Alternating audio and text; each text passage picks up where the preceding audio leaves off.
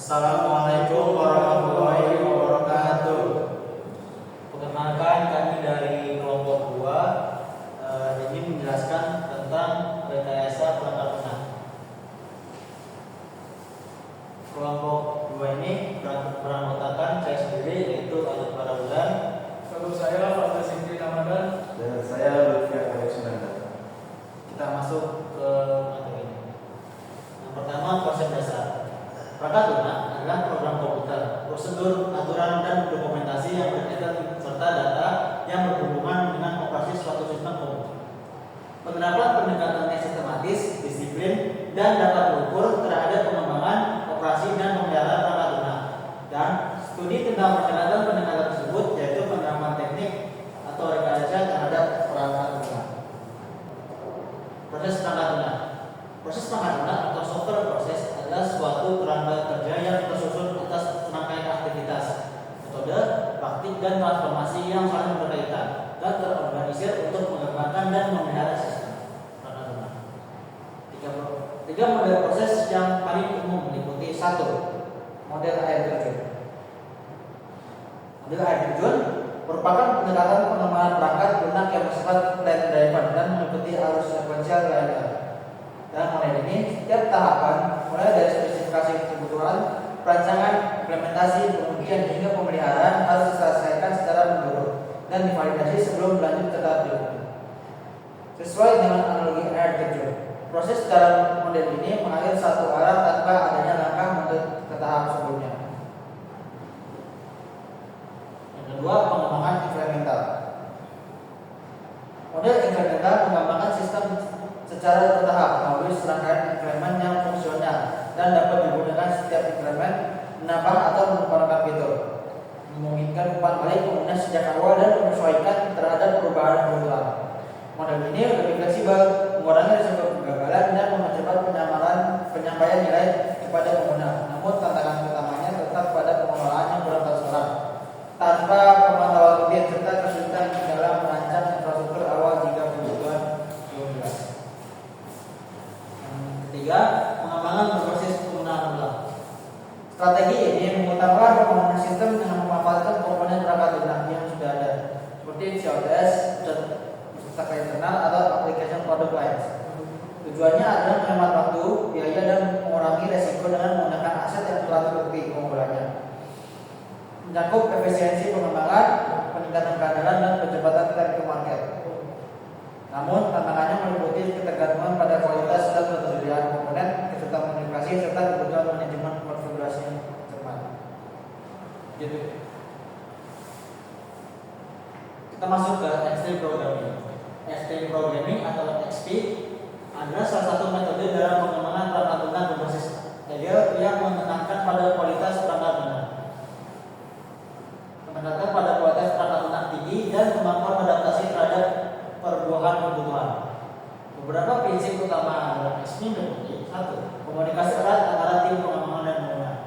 2. Sederhanakan desain buat seminimal mungkin untuk kebutuhan saat ini. 3. Feedback cepat melalui pengujian dan iterasi singkat.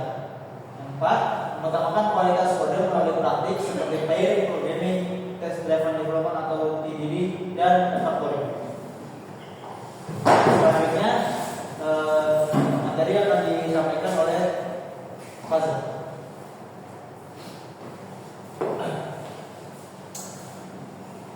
pengembangan PR menggunakan metode agile. Pengembangan perangkat lunak secara cepat menjadi kebutuhan penting karena bisnis modern berubah dengan sangat cepat. Kebutuhan yang terus bergeser membuat sulit menetapkan spesifik secara pasti sejak awal. Rekayasa kebutuhan. Rekayasa kebutuhan adalah proses untuk menentukan layanan yang dibutuhkan oleh pengguna serta batasan sistem yang akan dibangun. Kebutuhan tersebut menjadi dasar pengembangan perangkat lunak dan dapat berfungsi sebagai bagian dari kontrak proyek sehingga harus ditulis secara jelas dan terstruktur. Rekayasa kebutuhan adalah proses untuk menentukan layanan yang dibutuhkan oleh pengguna serta batasan sistem yang akan dibangun. Kebutuhan tersebut menjadi dasar pengembangan perangkat lunak dan dapat berfungsi sebagai bagian dari kontrak proyek sehingga harus ditulis secara jelas dan terstruktur. Beberapa poin penting yaitu pemodelan sistem perangkat lunak, lalu model struktural dan model perilaku dalam model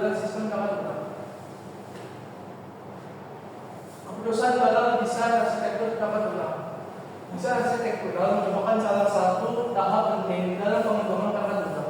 Proses ini bersifat kreatif dan dapat berbeda-beda tergantung pada jenis sistem yang akan dibangun. Keputusan-keputusan dalam tahap ini sangat mempengaruhi aspek non-fungsional dari sistem seperti performa, keamanan, keterlambatan, dan ketersediaan. Oleh karena itu, pemilihan pendekatan arsitektural dan tepat menjadi kunci dalam menghasilkan sistem yang ada. Lalu materi berikutnya akan dijelaskan oleh teman saya. Berikutnya adalah gambaran arsitektur tata lunak. Setiap model arsitektural hanya menggambarkan secara perspektif dari sistem. Oleh karena itu, pendekatan multi gambaran diperlukan untuk memberikan arsitektur yang menyeluruh, terutama dalam sistem berskala besar dan kompleks. Terus ada konsep dasar pengujian PL. Pengujian perangkat lunak atau PL itu merupakan proses penting dalam rekayasa perangkat lunak yang bertujuan untuk memastikan bahwa perangkat lunak telah memenuhi kebutuhan yang ditetapkan dan bebas dari kesalahan. Proses ini tidak hanya bertujuan untuk menunjukkan bahwa perangkat lunak bekerja dengan benar, tetapi juga mengungkapkan potensi kegagalan yang mungkin terjadi saat sistem dioperasikan. Lalu selanjutnya ada sistem pakar modern dan machine learning. Sistem pakar modern memanfaatkan teknologi machine learning (ML) untuk meningkatkan akurasi, fleksibilitas, dan adaptabilitas sistem menciptakan solusi cerdas yang mampu belajar dari data.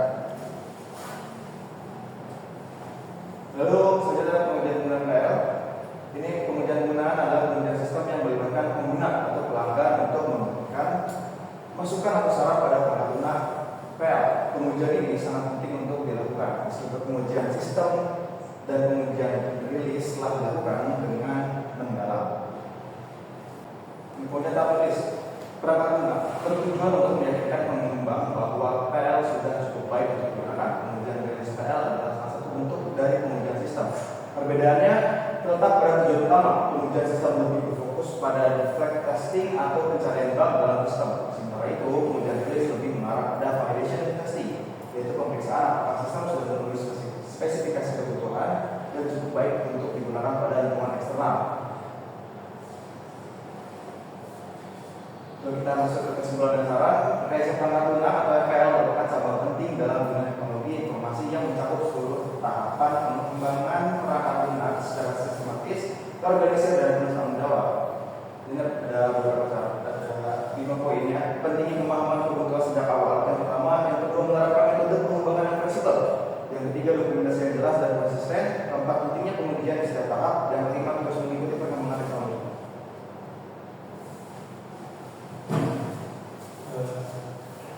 Sekian materi yang perlu kami sampaikan. Kurang lebihnya